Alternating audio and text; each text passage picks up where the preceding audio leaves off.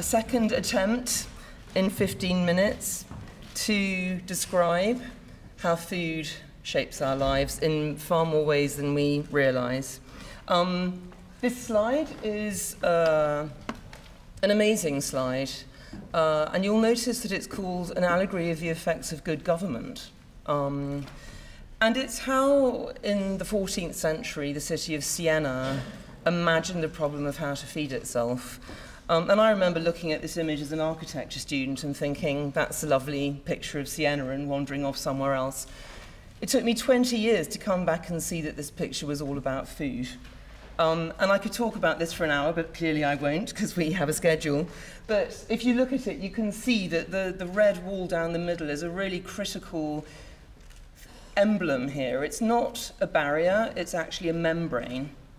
And passing through it is food and people going in both directions. And on the right-hand side, you see an amazing countryside that actually still looks like that. If you go to that town hall today, this is in the town hall in Siena, this image, I should have said. But of course, it's an artificial landscape, and it's a landscape that was made in the image of the city in order to feed the city. And you can literally look at it out of the window. And what the image is obviously saying is that the allegory of the effects of good government is a city that looks after the countryside, because the countryside is absolutely vital to the city. It's an image of symbiosis, essentially. And it's a blindingly obvious connection, isn't it? And then you think, why doesn't every town hall have an image like this on its wall? And that's a really interesting question. Now, part of the reason is that we can't see food. As I said before in my previous talk, my 1.5 minute long one, food is so much part of our lives that it really is difficult to see, too big in a way to see. And of course, now that more and more of us are living in cities, the places where our food comes from is more and more distant, both literally and mentally. And I call this the urban paradox, because as humans, we have two key sets of needs. We have human needs, social needs. You know, it's great to see you all in this room.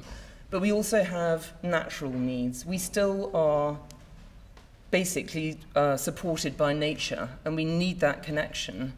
And the paradox is that the more that we gather together in cities in order to do all the wonderful things that cities make possible, the more invisible this other vital connection becomes. Now, as I said before, we've been asking the question of how to feed a city for about 5,500 years. This was the first attempt. By the way, you can't feed a city without agriculture, and that may seem like a really obvious thing to say, but it's not. In fact, it was the invention of agriculture that made cities possible, because grain is the only food we've ever discovered that's capable of feeding a large non-food producing population. So this is the city of Ur, which began to be constructed about 5,500 years ago. And as you can see, one of the first cities on Earth solved the problem, as most of them did, in a set of ways. It's very small, it's very compact, it's about 0.5 kilometre across, it's on a river. This gives irrigation and obviously water, without which there is no food, and transport. And in the middle you can see this enormous building here, the temple, which is, in modern parlance, a large spiritualised central food distribution hub, because the temple gathered in the harvest, offered it to the gods, and then stored it in an enormous municipal granary, and then fed it out again to the people during the course of the year. And of course, the city is surrounded by farmland. It's really a city-state. And this was how most cities solved the problem in the ancient world, apart from a few notable exceptions like this one. Rome had 1 million citizens by the 1st century AD, and it couldn't possibly have fed itself from olive groves and vineyards visible outside the window. So how do you think it fed itself? I'm sure you've all heard of food miles. We think of them as a modern phenomenon, but they're not. Rome relied on food miles. In fact, it dominated the entire Mediterranean. It conquered Sicily, Sardinia, Carthage, and of course, very famously, importantly, Egypt, in order to get its grain in. And in fact, you can look at Rome and the way it fed itself, and it's a beautifully clear model for all the problems we face now. Rome effectively, to put it very, very bluntly, ate itself to death. its expansion of empire was all to do with trying to get more and more grain, of course, the most important food. It had to subsidize shipping in order to, and protect shipping in order to get the food in.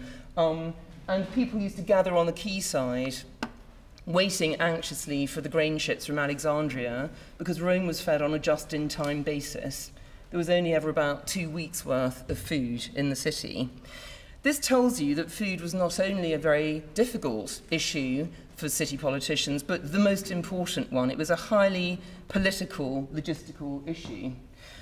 And the cities shaped the landscape, but also the need to eat shaped cities. So if we look at my home city of London, you can see how the city was shaped through food. Cities, of course, mostly were extremely small because it was very difficult to feed themselves. And you can see London in the 16th century is still very compact, very small.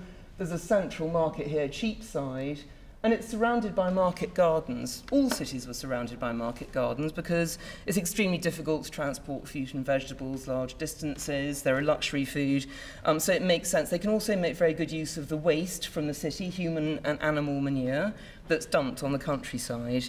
So this was a very, very typical model. Grain is coming in by river. It was about 50 times cheaper to transport grain by water than over land, and it's very heavy and bulky as well as vital. So the grain ports were really the most important political and commercial spaces in every city. Fish, obviously, is also coming in by river, and you can see from the names of the streets, Fish Street, Friday Street is where people went to buy their fish on a Friday when the eating of meat was forbidden.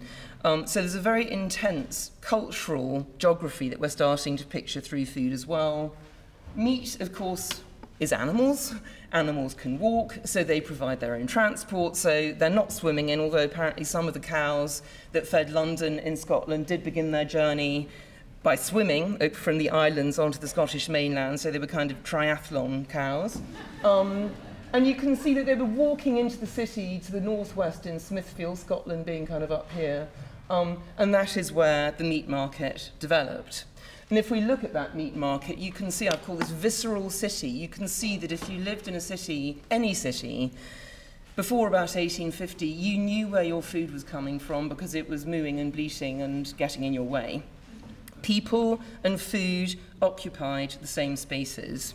And the markets were not only the place where everybody had to go to buy food, because as we've heard many times already on the panel today, waste was always a huge issue, and of course there were no facilities to keep food fresh. So the market was the great social space, the public space, the place where everybody went not just to buy food, but to meet one another and talk. And this is a very important thing about food too. It brings us together. It always has. It's what cities evolved around, and it's basically the thing that brings people out of their houses on a daily basis. Now, I've called this slide Goodbye to Geography because that was my very brief summary of civilization up to about 1850. When the railways come, 3 key things change. One, as I've said, cities become emancipated from geography. Up to this point, they've been limited in the size and the scale they can be. All of a sudden, they can be any size, any place, anywhere. Secondly, food becomes invisible. This is very important. Food is no longer going to occupy the same spaces that we do. It begins having specialized routes that it travels down. Third, and equally importantly, city governments lose control of the food supply because they hand it over to the food industries who are so much better at feeding the city than they are. And frankly, no city government ever really wanted to feed people because it was very difficult and you could get your head cut off if you got it wrong. So these are all phenomena that we're living with today. As cities grew and expanded, so did the industrial foodscapes that fed them. This is Chicago's very famous meat packing yards, the Union Stockyards, 17 million cattle being produced a year. Of course, the cars come along and they make cities expand even more. This is not the kind of city you could possibly feed from one central market that you walk to. In fact, you drive in your car to a box outside the city where you get a whole load of food that's in boxes and cartons. It's talking to you, the humans being removed. Efficiency always means removing people. And she's come back and she's gone, I didn't really mean to buy all this, but hey, and she's going to stick it in the fridge and it's going to go off. The whole waste thing. This is the beginning of our complete disconnection from food. People in boxes outside the city. If you think of a supermarket, it's essentially anti-urban.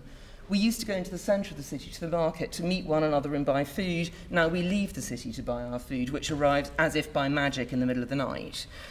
We have food deserts. This is a map of New York made a few years ago, a food desert being defined as a place where you live, where you have to walk more than 500 metres in order to buy fresh food. There are different definitions, but essentially it's a place where there is no fresh food.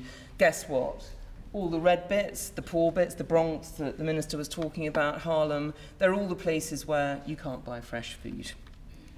So food is no longer following a social, cultural logic, it's following an economic logic, which doesn't take it to people, it takes it to places where you can make a profit. The global scene is terrible. The way we're feeding ourselves is catastrophic for the planet. The soil erosion, climate change gases, the amount of water we're using and losing, the obesity epidemic we talked about before, eutrophication, that green lake is a lake where too much fertilizers have poured in because they're overused and it's poisoning the lake. We're spending 10 calories of energy for every calorie of food we're producing in the modern system. It's crazy. Meanwhile, we have enormous rural depopulation. I've got a stopwatch, it's fine. I've got 4 minutes left. It's not enough, but there you go. This is what the world's turning into because there's a huge amount of embedded power and energy into persuading people to eat this way. It's a total disaster. We've heard some of the reasons. We can discuss them later. I'm sure you know many of them.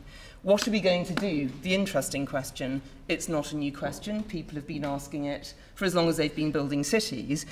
Quite often, Thomas More, Plato, Ebenezer Howard, they believed you had to limit the size to which a city could grow, and then you had to just move on and build another one somewhere else because they understood the importance of the interface between the city and the countryside.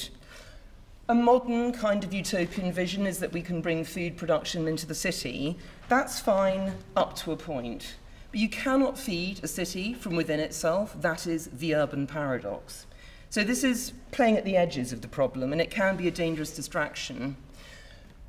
And I remember researching utopia and thinking, utopians talk about food all the time, but they don't really see it as a grand connector. What would it be like if we really put food at the centre of our thinking and thought, actually everything in our lives, everything that matters is to do with food? We live in Sitopia, which simply means food place. What would it be like if we use that knowledge and that way of thinking to see the world differently? Very importantly, this is a cultural phenomenon. We can understand our impact on the world by looking at what we eat on a regular basis. This has huge implications. It affects the kind of landscapes we produce. Do we have cows eating grass, or do we have them wallowing around in their own poo in enormous feedlots? Do we have social benefits from the fact that we all have to eat every day? Do we go out into the city and meet one another, or do we go to these boxes where the human has been excluded? Do we know how to cook? I mean, it's fantastic having a chef on the panel and so many in the audience. Chefs are the key. We need the knowledge. We need to know how to cook, what food is. I'm sure you all saw Jamie Oliver waving carrots and leeks. There's a carrot theme going on, I don't know why. Carrots and leeks in front of school kids in the UK. Nobody knew what they was. This is a disaster. We need knowledge. We need to make time for food. This is about value. This is about seeing the true power of food. And we're losing the ability to sit down and share food in a sort of a wonderful social way. This is how we evolved as humans. This is a disaster. I'm sure Kevin knows 20% of meals are now eaten in a car in the USA. It just makes you question, where are we going as a society? Waste, of course, is all about value. We don't waste food when we're short of it. We don't waste it in wartime. We don't waste it when there isn't enough. So seeing the true value of food is vital to this. And the point is that none of this is about food. It's about life. It's about what do we see as a good life. The minister mentioned this. Food is the closest thing we have to an absolute container of value. Everything embedded in it is really everything that matters in the world. So when we look at all these options of how to feed ourselves, we have to ask, is this leading towards the kind of world I want to live in, towards the kind of life I want to live? That's the way around the question has to be. True value, as I said, becomes visible when there isn't enough food. That's what we have to reabsorb into ourselves. Carlo Petrini talks very powerfully about co-producing. Let's not passively receive food. We have to become food citizens. We have to go out, work with the producers, work with the chefs, make effort to support ourselves. That is the way towards Sitopia, a better Sitopia. We need government, as Lorenzetti said at the beginning. We need incorporation, food to be absolutely embedded in the way governments think, planners think, all of us think, which is why it's so wonderful to be here today. Food is transformative. I grow Acia in London. I grow them on a horrible roof space on the way up to my flat, and I pickle about 10 kilos of them a year. And I have to say, Trina Hahnemann's mum sends me the seeds every year, which is very wonderful of her. So it's about learning to see life through food. And thank you very much. And if you want to know any more, there's a lot more in that.